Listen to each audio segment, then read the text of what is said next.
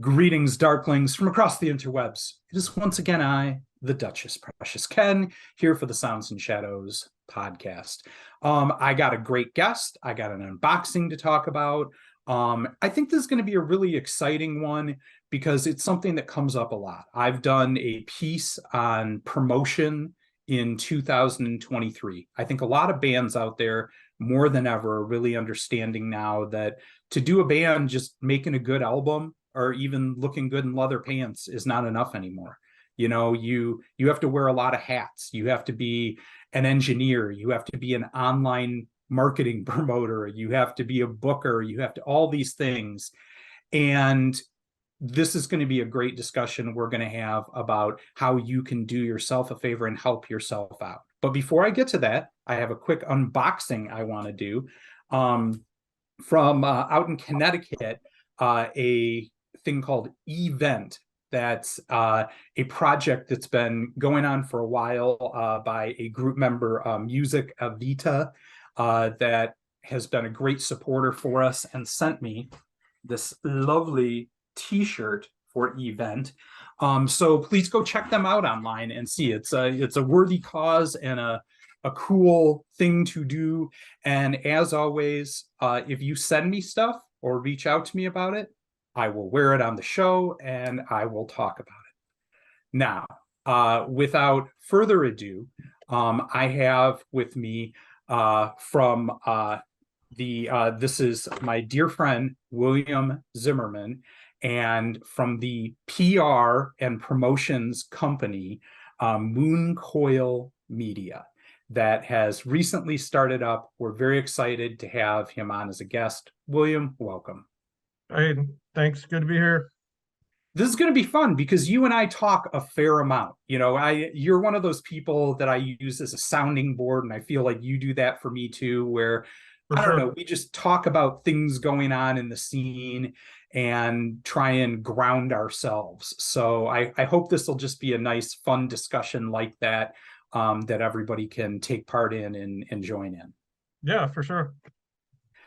So to start out with, I always like for the listeners out there that might not be familiar with you and the company, there was a moment in time, and you've been a part of this scene for a long time and doing it a lot like I do, just because you love it.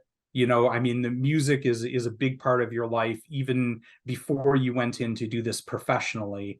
What was the moment or thing that happened, whether it was a show you went to, a club, a record you heard for the first time, whatever it was, where you heard it and dark scene music and being a part of it clicked, and you said, this is me, this is who I am, and it changed you forever. What was that moment like, and how did it kind of affect your history? Okay, that's probably like a 2 or 3 part question. I do that. It's okay. So the first part, people won't know who this band is, but basically I was like 17, 18 years old. I was in the library at school, and this person comes up to me and says, and they were a friend, and they said, you want to go see a local band called Voice of God?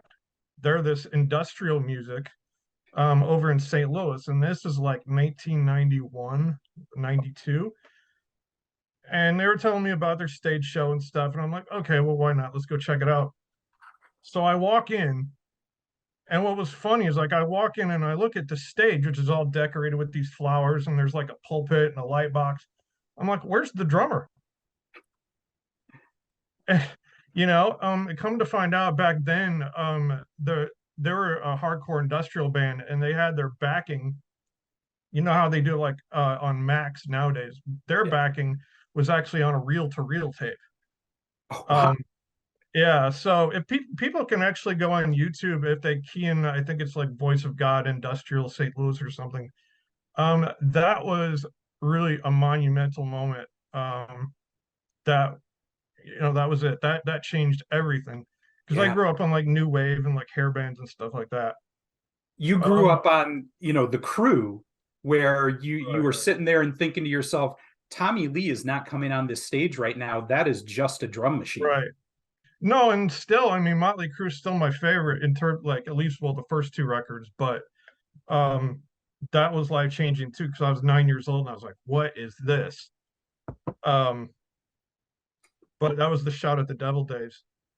Fast forward to like getting in this business, I actually started, well, I started as a musician like in the late 90s, but then eventually I became sort of into writing Mhm. um at different kinds, but I ended up doing music reviews. That led me to partner with a company called Tag Publicity, who I'm still very, very close with today. They're colleagues of mine. After that, I went on my own, still doing this kind of as a side hustle because I was in the healthcare industry for like 12 years, 15 years or something like that. So I was doing PR and stuff, as a side hustle. And then that was under a former name. And then I think a couple of years ago, I changed it to the Mooncoil Media name. And it was February 9th, 2001, where I had gotten out of the healthcare industry and I found a place here in town which was doing like social media, WordPress. I thought, man, this is gonna be great. I'm actually gonna enjoy my job, right? It was more money than I'd made. It was 5 minutes from my home and it was 35 hours a week. Bing, bang, perfect. Right. Yeah, except the fact that this was a company who was basically they sold insurance leads to insurance companies, and they had lost business with a major insurance company who I won't name. And what they wanted me to do was they wanted me to create a website deceiving this insurance company into thinking that we were a different company with an out of state address. And Whoa. February 9th, um, February 9th, 2001, about 8:30 in the morning, I walked in and I said, I'm not doing this. And I Yeah. left. I walked out, not knowing, okay, what's going to happen with rent, what's going to happen with insurance. I just knew I had to get out. And, Right. just morally, I couldn't do it. I remember Um, you talked to me that week and how kind of scary this was. I mean, because you're a family man and you know what I mean? Like you have a lot Absolutely. of things to think about on this. And but at the same time, the biggest thing you had to think about was your own integrity, and Right. Right, exactly. And, it is also kind of to, set it a little bit of an example, like, for the kids too. It's like, you can't you can do stuff to a point, but there's a line that you can't cross, and that was one of them. sure. Um, and fortunately, I had been building relationships with our community for like 3 years as a side hustle. So it so happens when I jumped out of that company, it was pretty much pre-built, still uncertain, but just one thing led to another, and I've been doing this and expanding on my own for 2 straight years now. Yeah, I no, I appreciate that. And I think when you talk about the community, that's one of those things where in Sounds and Shadows in the Facebook group, for example, we'll have posts come up quite a bit of, look, I'm looking to go to the next level. I've taken myself here and I have a specific goal that I'm looking to achieve. Who are some PR companies that people have worked with that are reputable?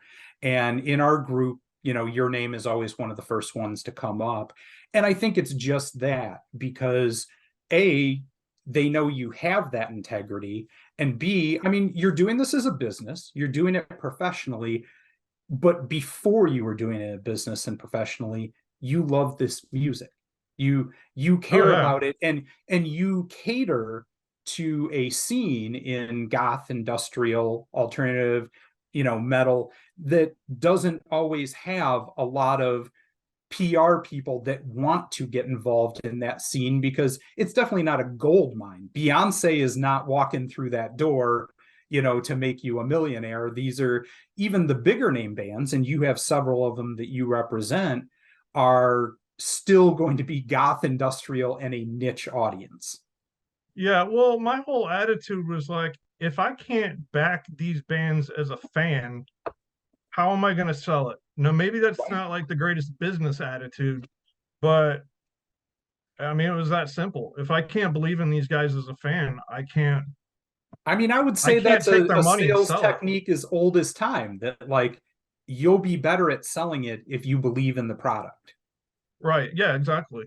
And that's why it's like, I've had people, and this is very, very humbling to have this happen. I've had people come to me and like, I had a really crappy experience with this other PR person, and I don't really know what I'm doing now. They didn't do anything for me. I didn't hear from whatever it is.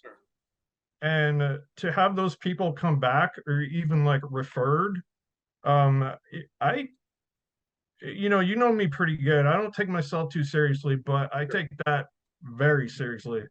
I don't take that lightly at all. And it's more, it's kind of like, it's not, it shouldn't be transactional. Like you come to me, I promote you, I take your money.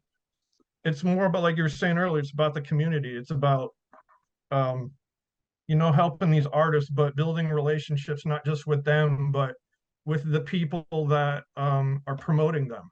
So, Yeah, and I think that leads to a great point that I want to get into, and I want to talk a little bit about when is the time to involve a PR person, because I think a lot of people, especially in this day and age, right, the market is so flooded with bands, with people making music and producing it. I see it every day, where there's just such a huge amount of content, and everybody wants to wave a magic wand and have that turn into whatever fame and fortune and doing it, and that's a lot harder to do right now. But more than that, you need to get to a certain point of having a fan base, in my opinion, and then have a very specific goal for, I want to go from here to here. This is the time to reach out and contact William and say, we're already here. We have a new album coming out. I want to go to here in this way, whether it's being on Spotify playlists, DJ play, working on trying to get a tour together, whatever it is. But you need to know what it is that they hope to achieve by this so that you can tell them how you can feasibly make that happen. But it's not right. just you send out a few Facebook posts or uh, email runs or something, and then magically they're a huge band. They become Vision Video overnight, or something like that. So, what are some of the things that you would give in terms of advice to bands? How do you know when you're ready to engage investing in yourself by hiring a PR person like you? And what are some of the best things that you subscribe to people of the services you can offer to take them to the next level? A couple of things. One of the things that I hear the most from my bands is either one, I don't have time, because a lot of these guys, work a job and then they do music on their free time, or um, I don't know what I'm doing. Right. And my response to that is, I get that more than you would know. And my answer is always the same, and that's the artist headspace is not always the same as the strategy business headspace. Sometimes it is. There's artists out there that I can name that are very, very good at doing both. Mm-hmm. But the majority of bands, I think, that's like their world. They don't always have the time or energy or whatever to um, build the relationships that a band manager or a PR person does. And it's like, Yeah. I think if somebody gets to that point where, I mean, I know I'm kind of biased in answering that, but I think if somebody gets to the point where they don't have the time, or they don't have, um, the experience of building the relationships, that's probably a good time to start asking questions. But even then, I know it's kind of a long-winded answer. Even then, when reaching out to PR people and this is one thing that I do, um, make sure that they're able to produce results. Like this is why I track all of my band's results on spreadsheets, because regardless of who they go to, they shouldn't go somebody who's got like a proven track record, Mhm. because somebody's working their tail off out there taking money out of their pocket. That should be taken very, very seriously. So Sure. for them to dump money in it, um, the agents should be able to produce and say, these are the options we have. This is where we can get you. That's one of the reasons, like when we branched off into artist management, my business advisor Eric Alberto and we came up with this tiered system. And it's like, there's different levels, and then you can pick like elective things during each tier. Sure. And so far that's gone over really well. So what are kind of give us an idea of that so I approach you, okay, with Amaranth. So I think we're a good example of this because I would say, I don't know, we have what, like 3,500 Facebook followers and some notoriety, but not a ton. So we're kind of at that spot where maybe if I invested in it, we could go to another level. What would you, for a band like us, if we're sitting down having a meeting right now, suggest? Ken, if you hire us in for it, I would suggest this type of a tier that I think could bring you this result. I mean, it's all needs based. I would have to hear what your goals are and things like that. But I, I I would like think, as many people as possible to hear goth songs about yeah. ninjas and ass play. We just need a Um, lot more of that happening. Gotcha. Well, the first thing I would say is I would describe how I do things, and I do things based on, you know, um, my MailChimp account, which is the press releases, and then I also have the digital service account, to where all the music goes to the outlets, as you well know, because your inbox gets flooded by me. Um, so those two things combined, like I'll be very transparent with my bands. You're not going to be rock stars, and you probably aren't going to go viral. But what will happen, as a number of my clients have said, is that um, sometimes like the Spotify Bandcamp numbers go up. They've seen things like that are not planned. It's just like, I guess what I'm trying to say is like, what I am going to tell my bands is that the awareness is going to be raised. There's going to be news posts. We're going to solicit interviews, reviews, so that if somebody puts in Amaranth band or whatever out there's going to be content, and there'll be content that you could share on the socials. Mhm.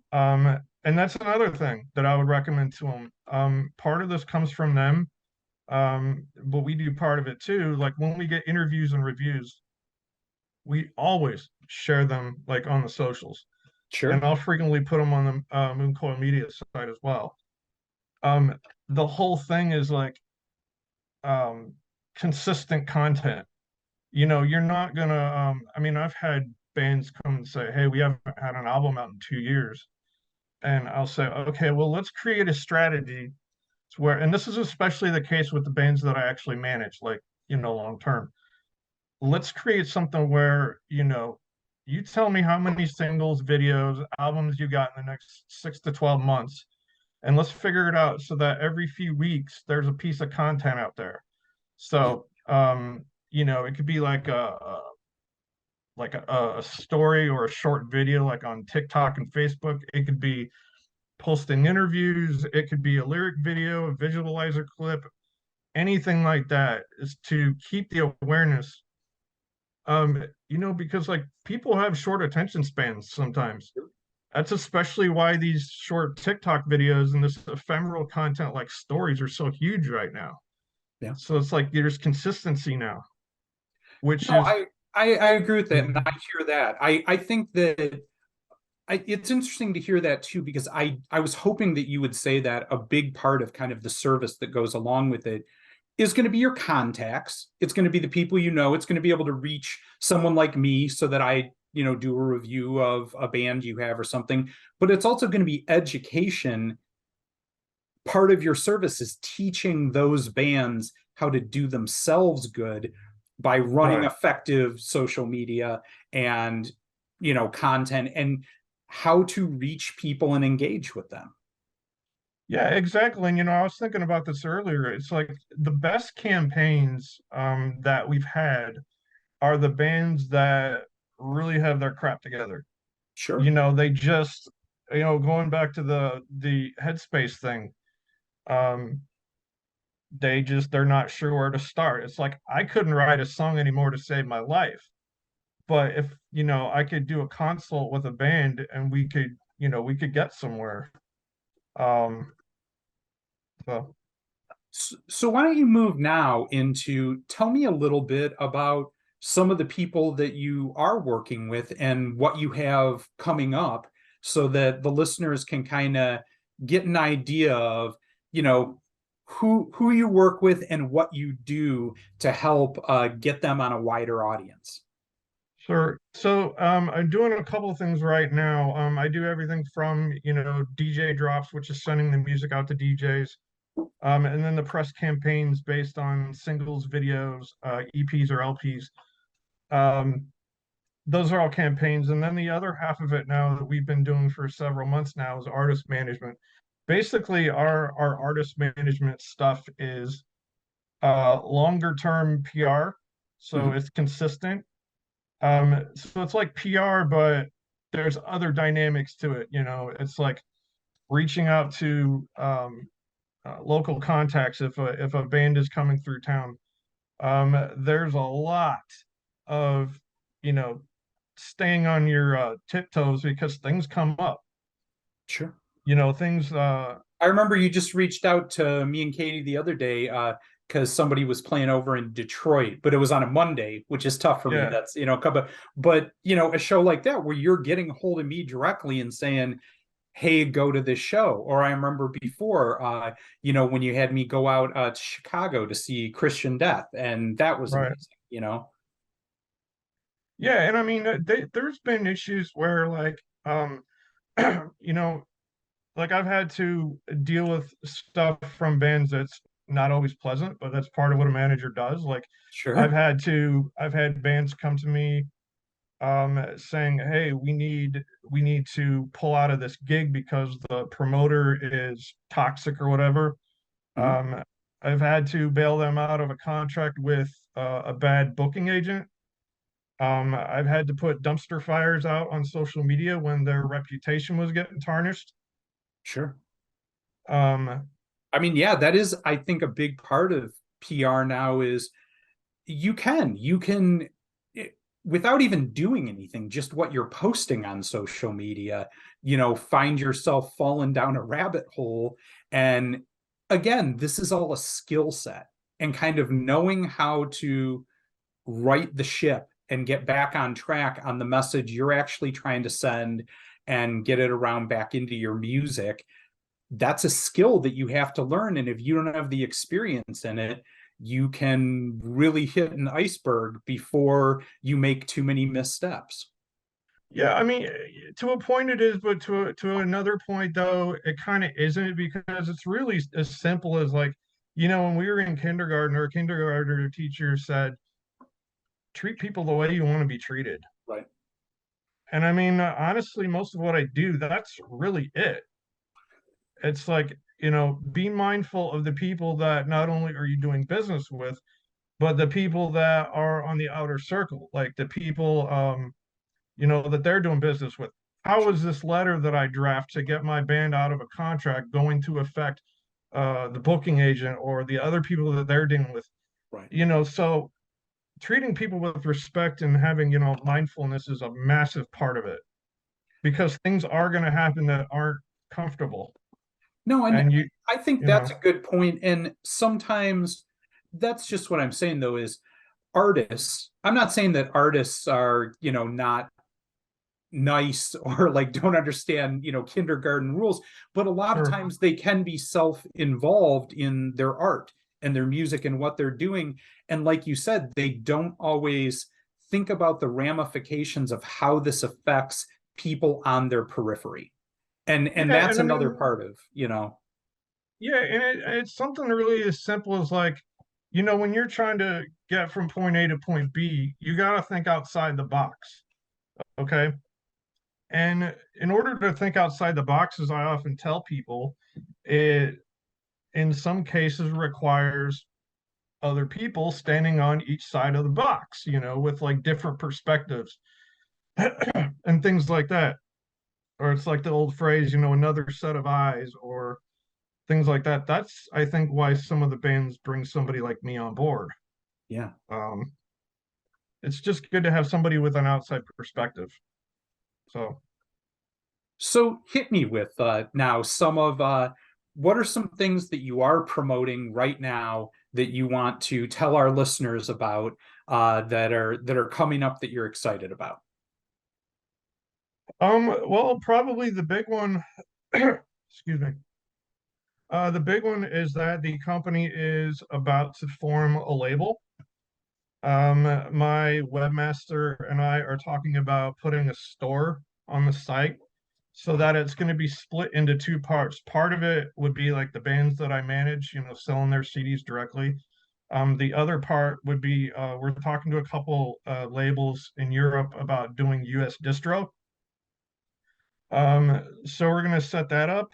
The other part of it is that we are about to hopefully, um, because the contracts aren't quite dry yet, we are about to sign our first act.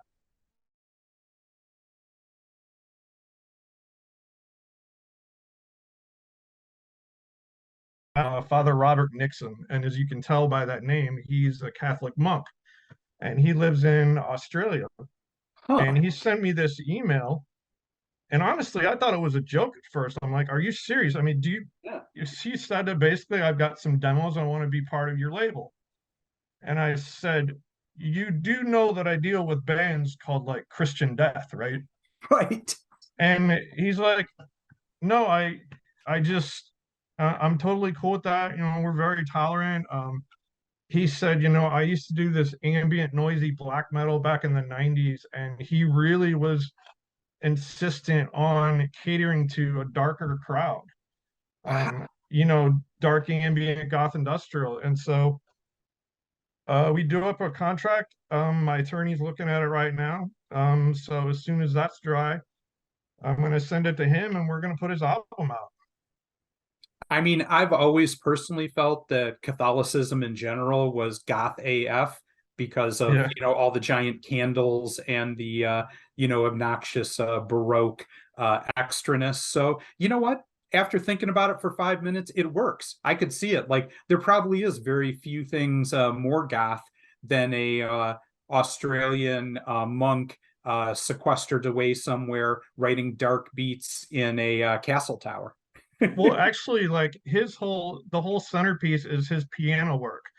And he has a doctorate degree in piano performance. And when you hear this guy play, I mean, like 2.5 minutes inside his first demo, I'm like, that's it. I'm done. I'm sold. I gotta have this guy on my label. And he's unbelievable. I mean, I've put some clips up on my site, and it's just like jaw dropping. So we're like super excited. He's gonna sell CDs out of the shop in his monastery, and we're gonna sell CDs off of my website, which is kind of mind-boggling, when you think about it, like the Moon Coil Media logo in a monastery gift shop or something. Right. That's But it was awesome. like, if he's cool with it, I'm cool with it. So So, how can, I mean, you talked about the website there. yeah. How can people get a hold of you? And again, kind of like I asked before, when should people get a hold of you? What's the best way for people to reach out and find out how you can help them? I mean, they can go to mooncoilmedia.com. They can look me up. The best way, honestly, is probably a DM on Facebook. But I mean, I sit here, I do this all day. So eventually, I will get back to them, like whether it's email or DM or whatever. Like I said, this is what I do, and I do it all day full time. So it's usually pretty easy to get a hold of me. And I guess if they have a planned release coming up, ideally a month or two ahead of time, so that we can plan, and create some hype a little bit, um, and just plan a strategy. If they get to the point where they feel like they don't know what to do, or they just want some opinions or whatever, um, I'm available, whatever. And obviously they can find me in the group too. So I think that's one of the parts that's important. And it's something I hear as feedback because I know people that have done campaigns and signed with you. And you're very good about just that. Like, to me, a good producer, a good mastering artist, you talk to the artist, you're honest with them, and you say, here's what I can do for you, here's what I can't.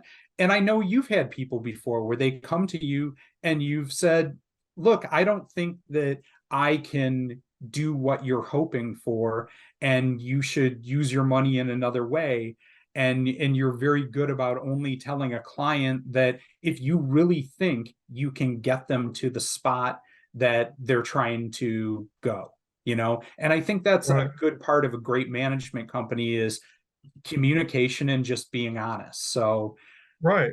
I mean, I've had to refer bands to colleagues before.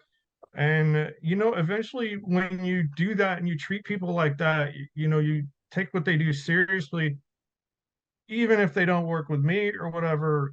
If I refer them out, something happens, like I don't know if it's karma or what, but something happens where then I start getting referrals. It just kind of happens.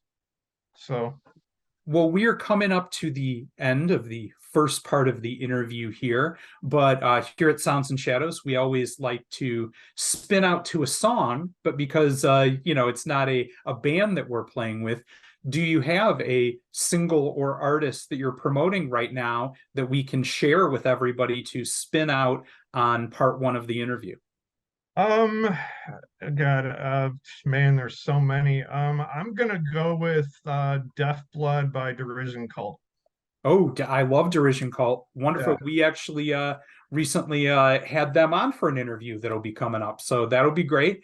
We will do that then. We will spin out here to part one on Derision Cult. But this has been a discussion with Mooncoil Media, William Zimmerman.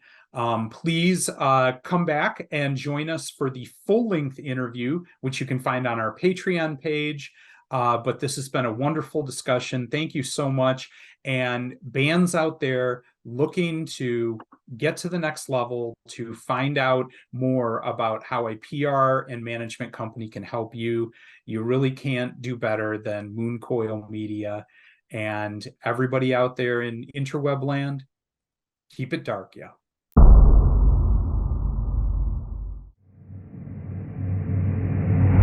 I mean, most of us, if you're like